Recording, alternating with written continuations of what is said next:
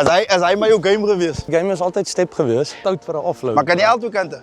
Ja, hierdie kant nie so goed soos hierdie kant. Hierdie kant kan ek nog soos passes gooi. Oh yes. Maar hierdie kant kan ek nie ver passe. Ek is ook nie super great. Ek kan hom spin. My step was ek het nog altyd goeie voete gehad. Maar ek het quite Cooper gestudy. Soos ek het sy video's gaan kyk en dan maak ek dit slow motion. How is it? Want ek wil nog altyd iemand so. What's up guys and welcome to another episode of JR's Corner. Today I have a very special guest with me, Mr. Luhan de Kock. Born and bred Stellenbosch. Went to school down the road, but he'll give us the rest of his backstory. I'm just very delighted to have him here. It's a long-awaited episode that we've been planning and working around and talking about. Luhan, welkom maat. Thanks sir. Welkom by my office. Lekker to be here. Man. Nice man. Luhan, yeah, so today I just wanted to share a bit about your background, where you come from, your love for sport, rugby, you know, where rugby has taken you, and we build the conversation from there. Okay, great. Thanks for inviting me. It's awesome to be here. Good, man. So yeah, I grew up in Stellenbosch, born and bred, as you mentioned before. Went to primary school Stellenbosch and then off to Paul Roos. Nice. I grew up in a very sporty family. Okay. My mom, my dad, both played provincial sports. My dad's brother, his sister, they both have Springbok colours, whether it's cycling or athletics. Their kids as well. So I grew up in a very sporty family. A normal weekend for me was, this wasn't if I was playing rugby or cricket on the weekends. Let's say it was just a school holiday. Was a normal weekend for me was going to do a triathlon with my dad, or going rowing, or going on a run or a cycle, and that was the norm for me. Like I grew up doing that on a weekly basis. So as a kid at that time, I never understood. Like I thought everyone was doing it, you know. So. For example, my dad's parents used to live in Langebaan. That's about a 3.5 hour drive from Stellenbosch, and he would cycle to Langebaan. Wow. And then he would go row there when we got there. But every time I took some mates with me, they would ask me like, why is your dad doing this? Yeah. And for me, I couldn't understand like what they meant. Like for me, it was normal. I thought everyone did it, right? It wasn't until I grew up later where I got more aware of like the situation of how very active my family is. And till today, I'm very, very, very thankful for that, because I've seen how it helped me, like mentally, not just physically. You know, how it kept me healthy and out of trouble, basically. You know, so yeah, so it was just. And I think like the best part of it all was it was never forced upon me. It was always, it just happened natural, and it was always fun. It was like a family thing, you know. So if there's one thing like I can take from that, I would love to teach people the significance behind that, of like why sport and just physical activity and exercise is so important. You know, it's much more than just the physical. So. It taught me a lot of life lessons as well. So that was me growing up with the sporty family. Oh, that's crazy, and it's funny that we've been talking for a long time, and you know we've had many conversations. And it's the first time that I find out obviously that about you and your family, and like my mom also was in the cycling. I come out of a cycling family, you know. So my mom was a cyclist, my uncles, all of them. So that used to be. Daai was soos normaal. Daai was soos net ons gewees, soos daar in die fietsry ons gaan die Cape Agus, burgers, oesterfees, jy weet al daai goed. And and my brother was also one of the guys that was, like you said, your dad cycled to Langebaan. He was also like on a random Saturday would cycle to Mossel Bay maybe from Ashton. Dan vat hy die fiets, dan pak hy op en dan gooi hy. Yeah, so that's been our life as well. Did you ever get into cycling? Cycling, yeah. As a youngster, man, we do like if the adults do the longer distance, and we'll do like the 35 and the 40. I remember I did the burger 55. Nice, man. When I was like 19 years old, and then my brother did the 103. Okay. And then 103 or 105, and afterwards he would start the 55 with me. And then we would finish it. Yeah. Do you know the Flandria cycling shop? Yeah. That's my uncle's shop. Oh, okay. Alright. Nah, you can plug the shop here. Oh, Mense kan hulle fietsen gaan service. Ja, Flandria. Promo code Luhan. LDK. I'm gonna tell him. Yeah. Nah, lekker. But check your Luhan, and then obviously rugby obviously runs through your veins, you know. I always like to find out the origin story, like where the dream started, you know. Because you know, het Oost-Afrikaanse leidt, ik ga voor jou nog één dag mijn historietje vertellen. Maar vandaag wil ik net horen, dus waar had het begin? Hij liefde man. Ik verstand. I know through your family sporting, you know, but for yourself, when did that bug bite where you were like, listen, this? Yeah, I think it was my first rugby match I ever played. So it was you know, in primary school when you start rugby, you play on the mini fields. Oh yes, yeah. And I speel je doof van die velden. Kalfvoet in die oggende. So, like I mentioned, I've always been sporty, but there was something about rugby. I think, like we spoke about it before, I think it's the versatility of the sport. You know, there's so many aspects of the sport. It's not just one thing. You know, there's a lot of running, a lot of physical wrestling, a lot of skill involved. So I think a lot of unpredictability, and I think that's one thing I really enjoyed. Because I was never one to like sit still in a classroom for too long, and I think like. Before you're done with that, I'll get back to I have a similar. Okay. Yeah. So so I was never one to. I think rugby just gave me that to express myself in different, multiple ways. Exert the energy. Yeah. And my mom always tells the story where when they saw me on my first rugby match, I can't even remember. I think it's like under 5 or under 6 or something like that. Like all of them like stood like they were like, what is this kid on, you know? He's like on some 5 cans or Red Bull or something, you know, and I was just like chasing the ball. So I think it just came very natural to me, and you know, everything, there was so much excitement in that sport. Like with all the other sports, it was great. I do miss other sports, but I never got that excitement out of anything other than rugby, you know. So I think that's where it all started, and then it just exploded from there.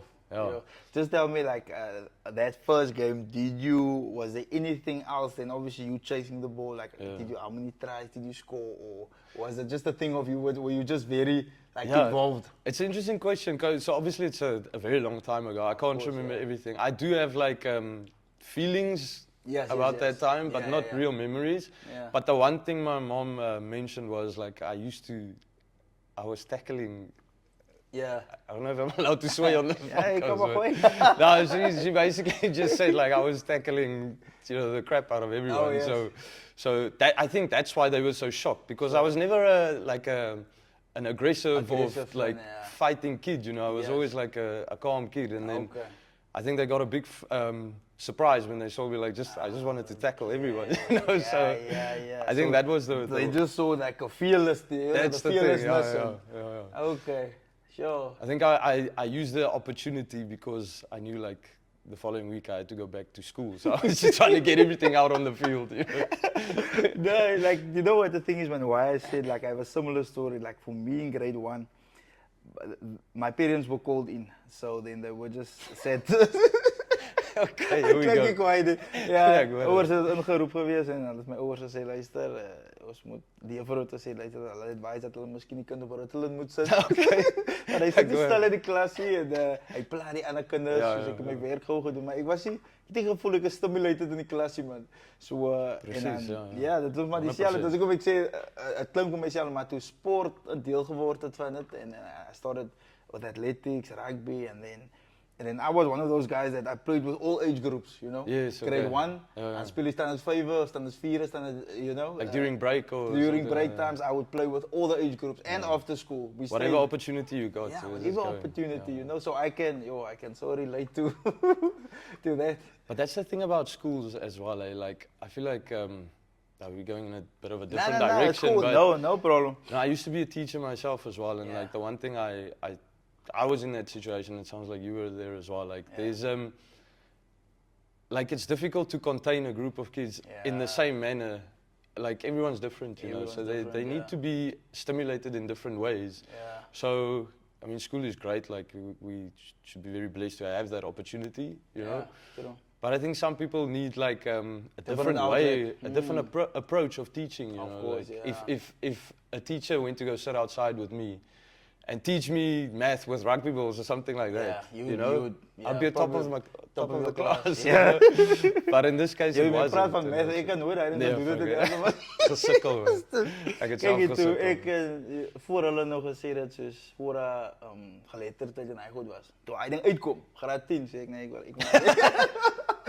ek wil hy ding doen. En daar kon ek hom al right gedoen het, maar voor hy yes like it so man. Ek het Ek kom raak sommer seer.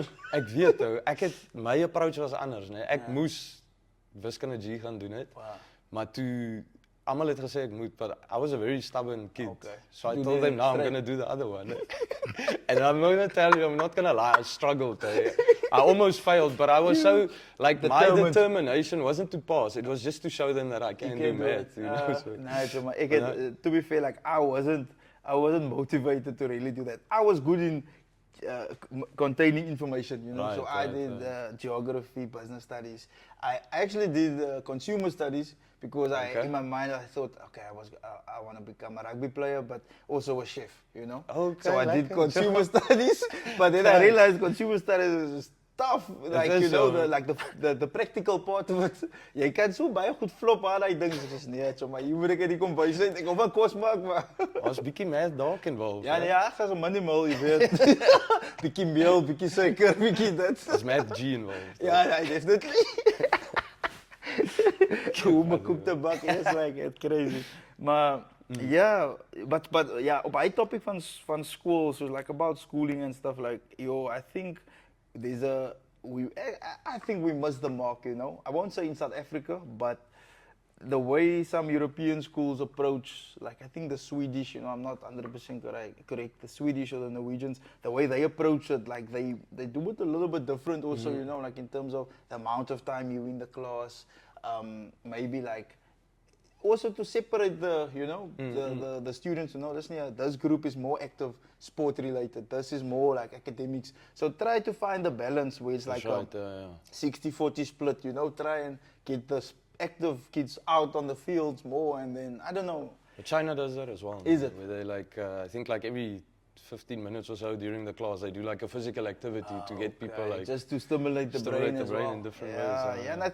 And with that said, like the Eastern countries, I think there's a lot that we can, as a Western, you know, nations can learn from them as well, just through, I mean, they do a lot of meditation, I know, and, you know, obviously physical, you know, like the Kung Fu and, you know, that type of stuff. Yeah, so, that's flipping cool. Yeah, but like you said, a whole other conversation, you know, 100%. about schooling. I won't knock schooling because I know my reasons for being at school, obviously, you know, and I think the social aspect about school is very important, you know. 100%. Because I think that's the biggest thing I was taught. Wat ek geleer het van school is net hy met mense, jy weet, te werk. I think that's like probably one of the biggest things you can take from school. It's like you learn to socialize with different people.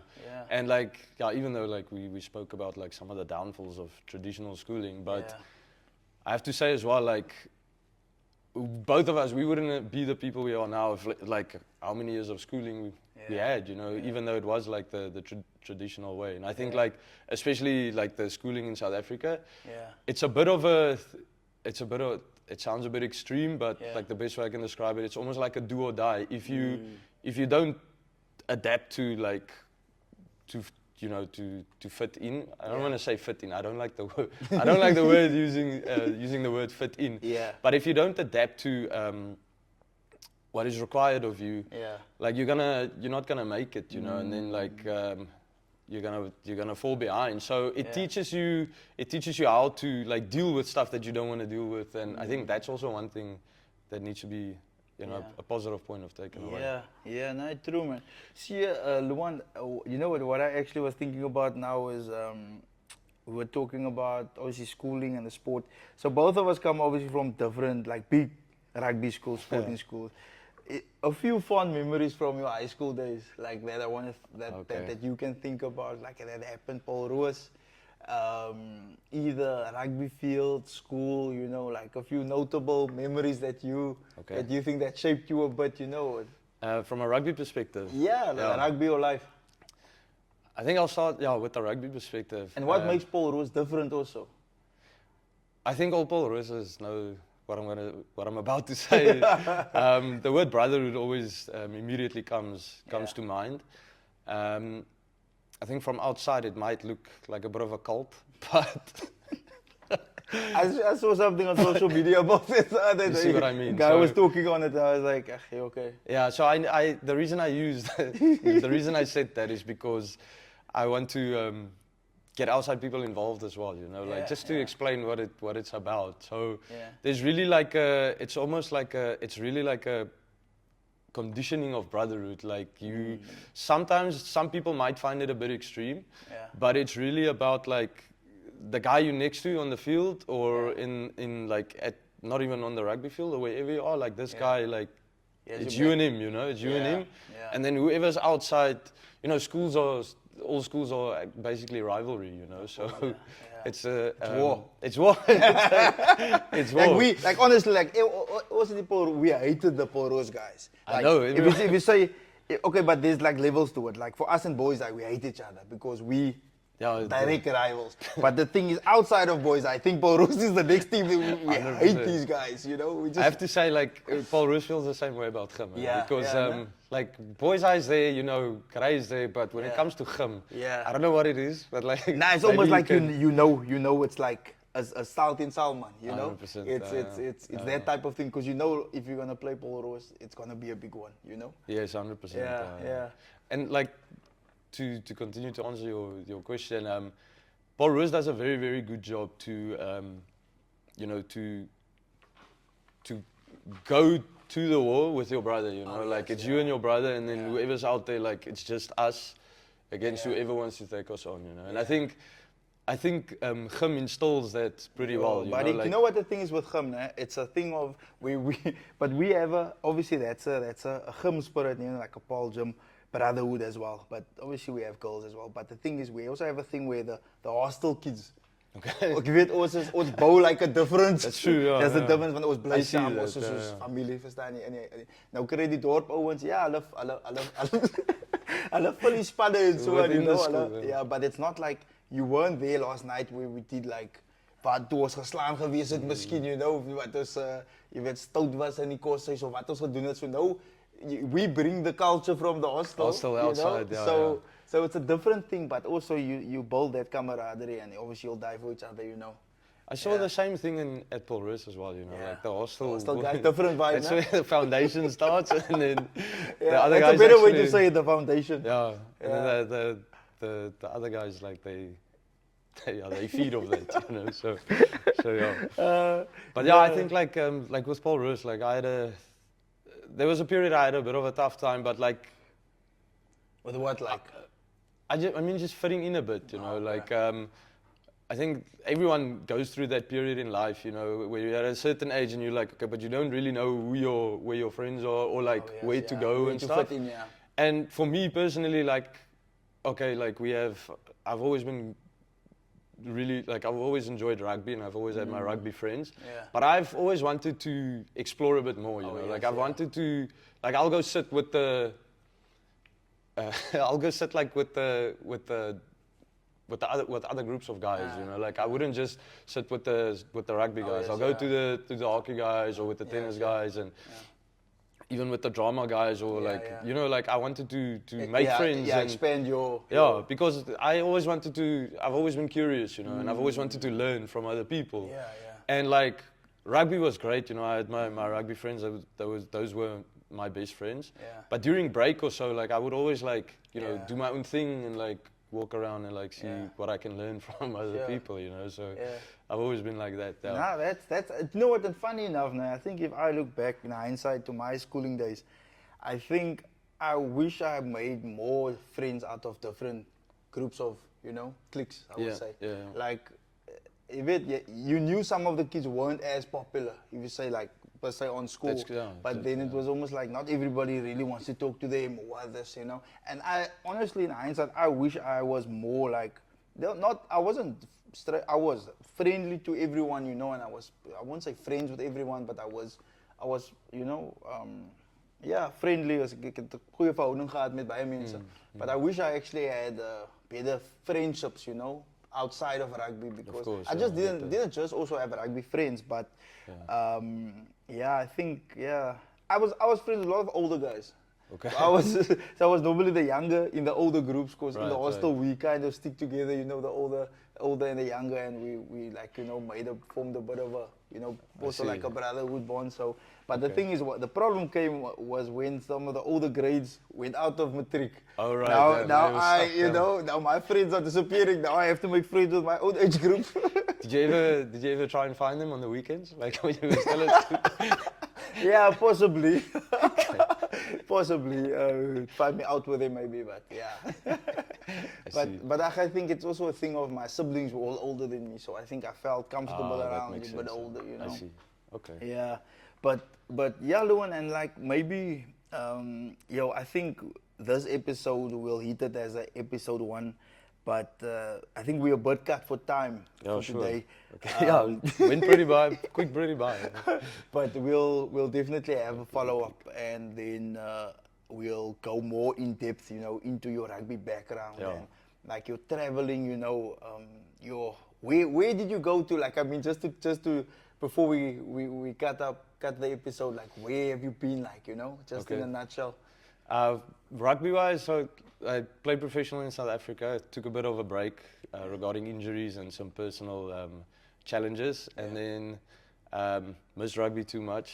And then I got an opportunity to play a tournament in Portugal, and then that's where I stayed for about 2 years. Played 2 seasons there. Nice. And then I went to the Netherlands, actually for a career decision. It wasn't mainly about rugby, but then I went to go play rugby a bit there on the side as well. So that was like basically my main, let's say, abroad career. Career abroad. Okay, nice man, nice. Ik denk nou, hoekom het ons begin met dit? Ja, oké. Ons moet, next time begin ons met dit. Yeah, but that's awesome, man. I just wanted to, obviously, a breakdown of a bit of your travels, you know, but we'll go on the next episode, we'll definitely go a bit more in depth, and obviously your struggles a bit with injuries and all that stuff, and everything that comes with the system rugby in South Africa, you know. Looking forward to that. So I think there's a lot to unpack in that, but I just want to thank you for today, man, just taking out the time for the intro. I would just want to call this an intro episode 1. It's actually episode 39. Yeah. So yeah, Luhan de Kock, thank you so much. And then I actually have, I don't know if you want to plug your uncle's shop there, Flandria. Flandria at the Pick and Pay Center in Stellenbosch. Yeah. Nice. Great cycling shop, great advice.